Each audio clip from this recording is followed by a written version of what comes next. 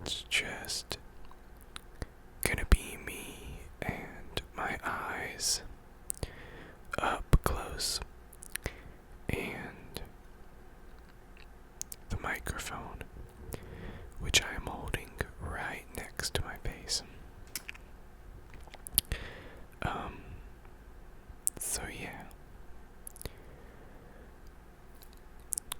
When I first started doing ASMR videos, I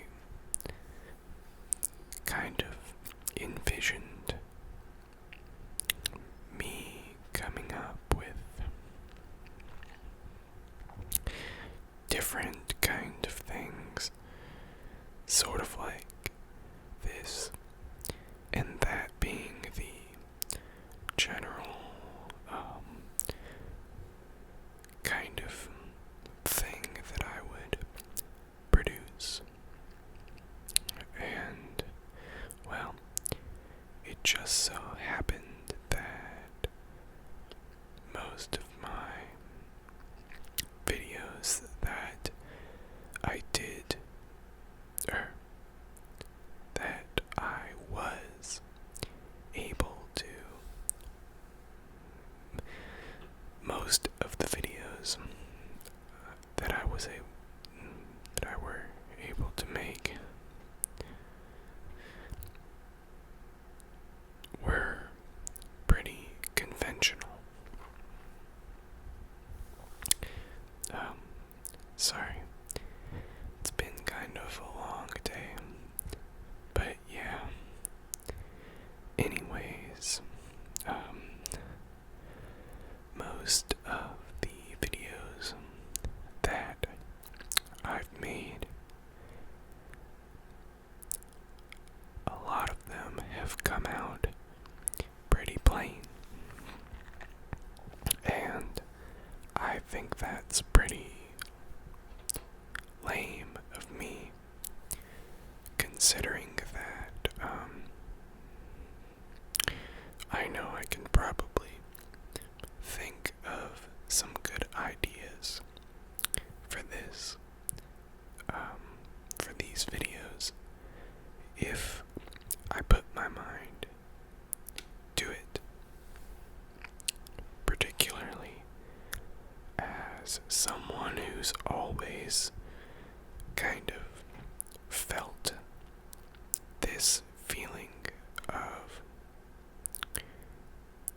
ASMR.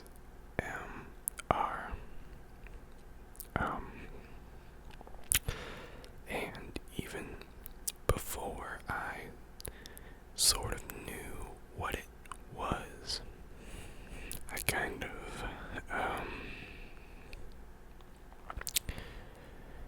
just thought about like what caused it, because early experiences with ASMR that I have had have, generally speaking, been,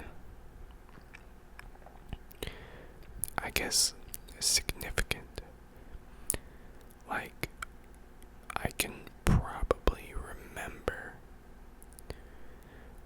most of the times that I experienced it for more than 30 seconds or so in real life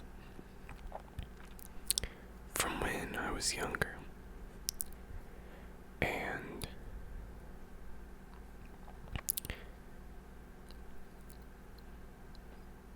I guess I just really wondered what it was that was giving me that unique feeling. I don't know. it's hard to compare it to anything.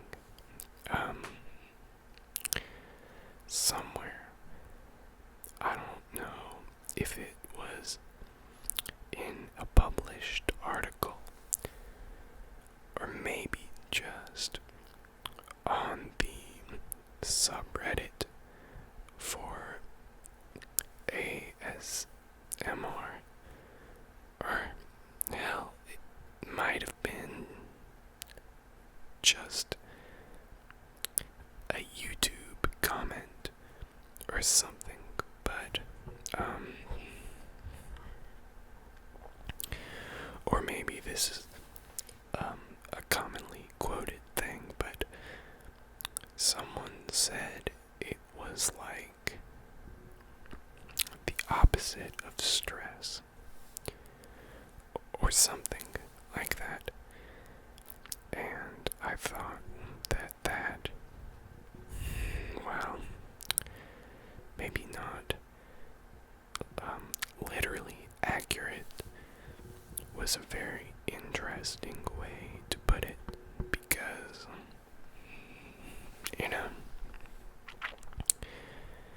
I guess a very superficial kind of way, I think that is what it is. I mean, you can be stressed and feel ASMR. You can be actively concerned and still get that feeling. Sometimes kind of a heightened level of focus and stuff in the background of your mind even helps to trigger it. But just spontaneously as it happens, it's like those very surface effects of stress are kind of replaced by that feeling. Like, it's like it's like a fleeting moment that you just don't want to be disturbed. You just like are comfortable, and you just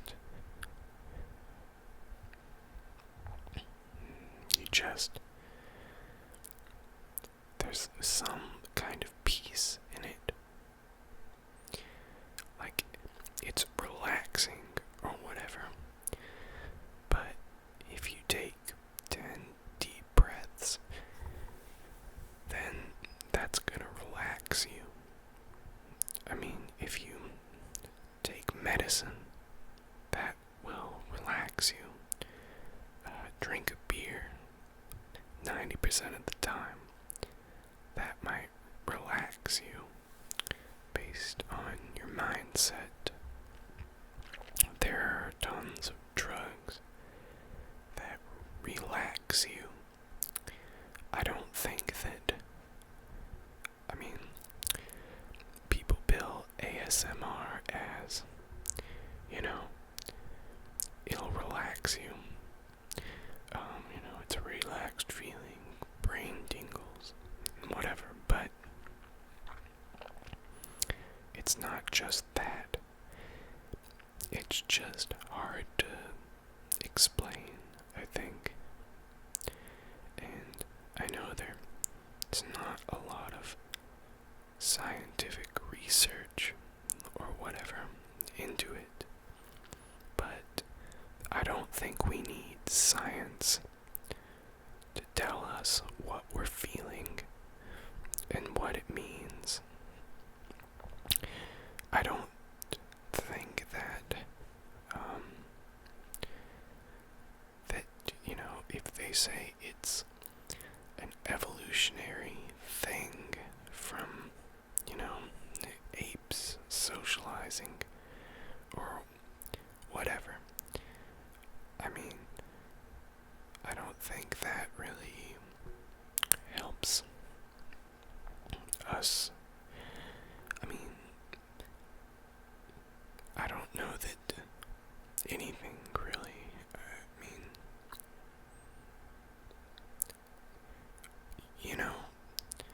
like I think it just is what it is and what kind of people have made it. Which, I mean, candidly, if you really just think about it, it's YouTube videos. It's kind of a subculture that it's become, and it's a weird moment in life. It's kind of just where a lot of things coincide, where focus and I don't want to say inner peace or anything, because what does that even mean? But and I don't want to say relaxation either, but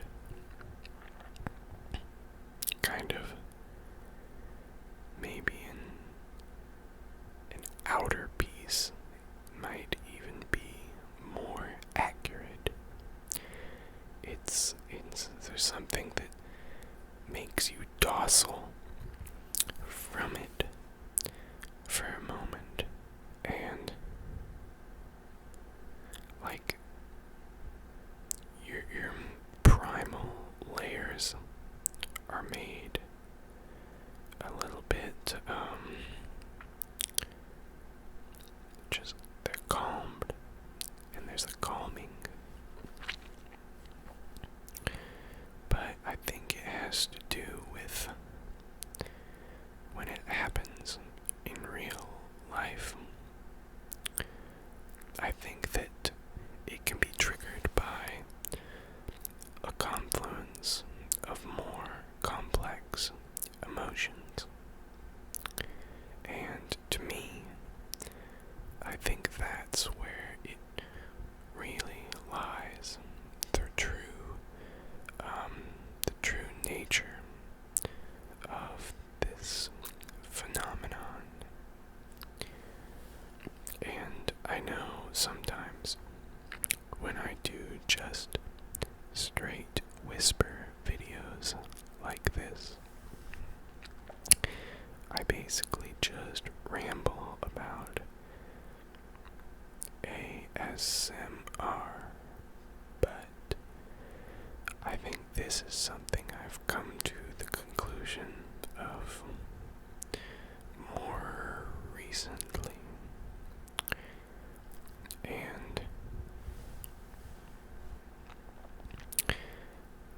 I think it's very interesting in light of that, just that there's such a big, it seems big to me, such a large scale to the YouTube video producing thing.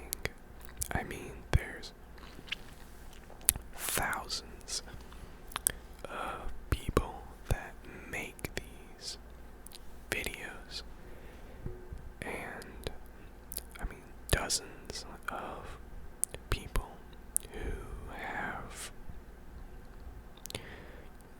tens of thousands of subscribers and all that. So I don't know.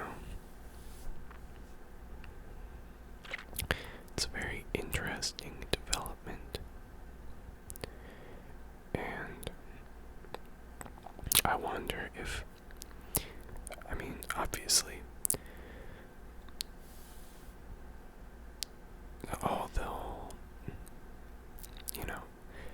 there are a lot of people who put a lot of time into making these videos that are wonderful at it, and I'm honestly wowed by their skill and some of them, how they're able to tap into some of this stuff that's hard to understand with regard to triggering things and all that, because in a lot of ways it is just speculation still. And they're great, and I wouldn't say that that's not the case at all. I watch these videos all the time, but I wonder if further, whether it's the people who are doing it now or just future people who learn about this phenomenon that are able to uncover how to trigger it even more directly and even more reliably through a more complex type of, I don't want to say emotional battery. Some people might not, I don't mean like assault and battery, but like, if like themes and kind of more intense emotional appeal in the content and stuff, if that, like, basically, if content is more triggering than kind of the form, like the literal sounds, like the mouth sounds, or the, how close the sound is, or whether it's whispered or soft spoken, or the tone of the person's voice.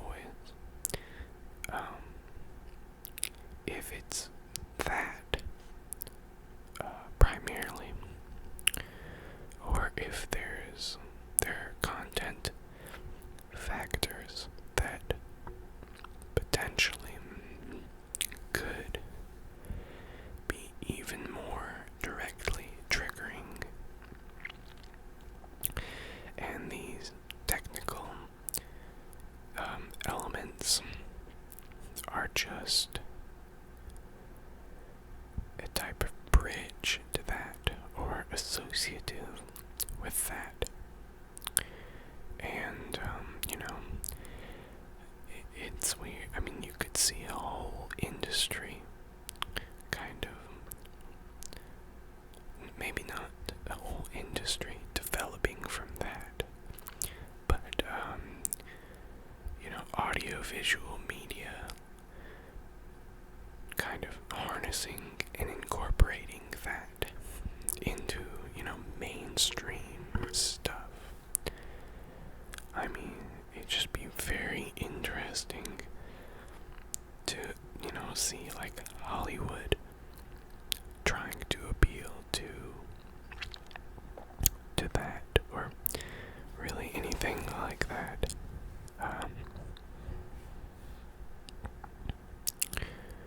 The point is that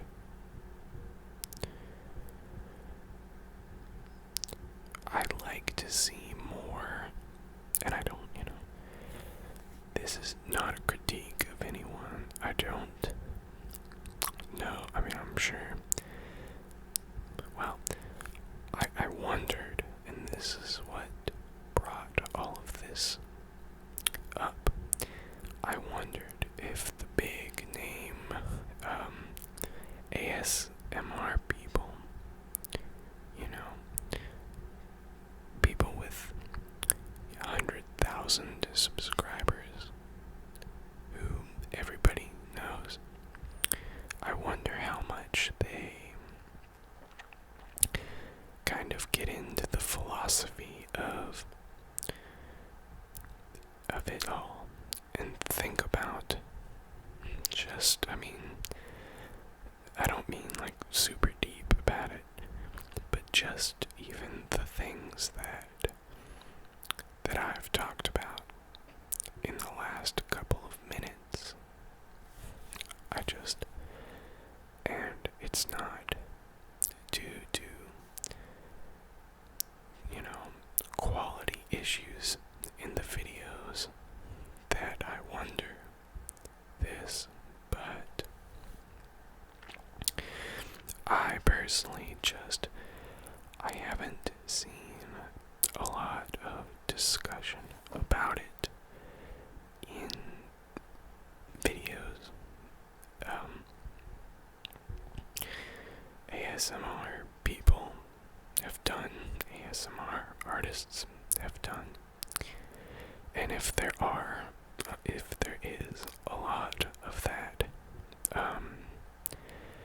that I've missed, I'd like to see it. So, if anyone watching this gets to this point in this video and you have seen someone talk about this, I mean, either an ASMR artist, really, either within or, out of the context of,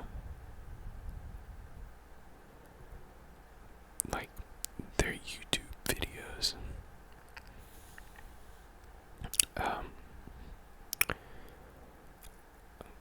I'd just like to look at that and see what kind of because that's the kind of research that really matters. It's not what the scientists or whoever say this is, but really what the people who do it best, the YouTube and content producer people, think about it, that I think, and consumers, so to speak. It's what they think and the conclusions that they come to,